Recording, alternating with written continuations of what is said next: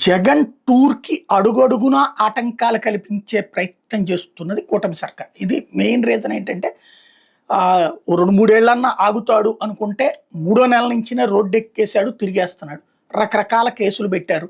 Jagan arrest చేయబోతున్నారు అన్నట్టు ప్రచారాలు చేశారు. భయపడలేదు, వస్తున్నాడు, పరామర్శలు చేస్తున్నాడు, రైతుల దగ్గరికి పోతున్నాడు.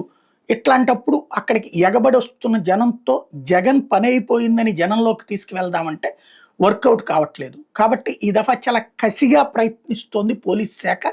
వాళ్ళకి అప్పజెప్పినట్టున్నారు. అందుకనినే ముందు నుంచి అడ్డాలు, మొన్న పొదిలిది వ్యూహాత్మకమే, కావాలని చెప్పిన 40 మందిని ఎదురు పంపించి తద్వారా వాళ్ళ మీద దాడులు చేసినట్టుగా పెట్టి అక్కడ కేసులు, ఇట్లాంటి కేసులు పెడతామని భయపెట్టేటటువంటి ప్రయత్నం.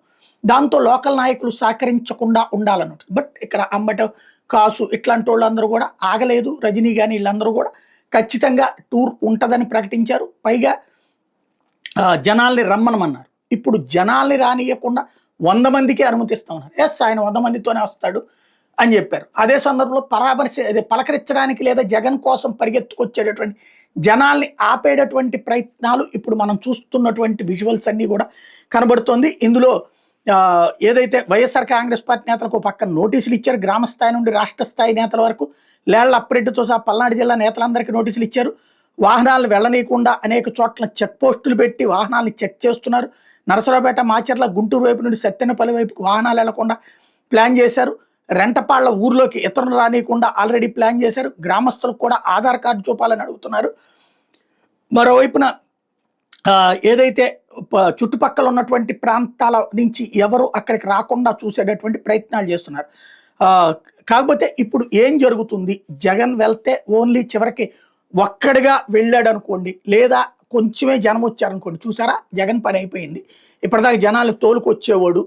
అదే సరిగ్గా కనుక పోలీసులు కఠినంగా వ్యవహరిస్తే ఇది జగన్ బ్రతుకు అని చూపించాలనుకుంటున్నారు.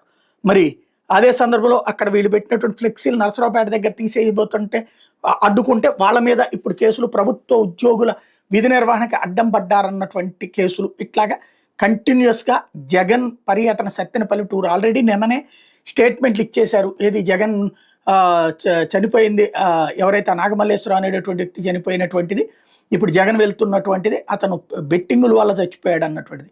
అదే సందర్భంలో ఆ రోజున ఎవరైతే పొద్దున్నే ఎలక్షన్ రిజల్ట్ వచ్చిన మధ్యాహ్నానికి తన భర్తను తీసుకువెళ్ళి అక్కడ దారుణంగా హింసించారని, ఆ తర్వాత ఇంటి మీద కూడా దాడికి వచ్చారని, ఆ తర్వాత చనిపోయారన్నట్టు కుటుంబం చెప్తున్నటువంటి లెక్క. ఇవన్నీ రకరకాల ప్రయోగాలు, రకరకాల ప్రయత్నాలు, మాటల ద్వారా చేతల ద్వారా అనేకం చేశారు.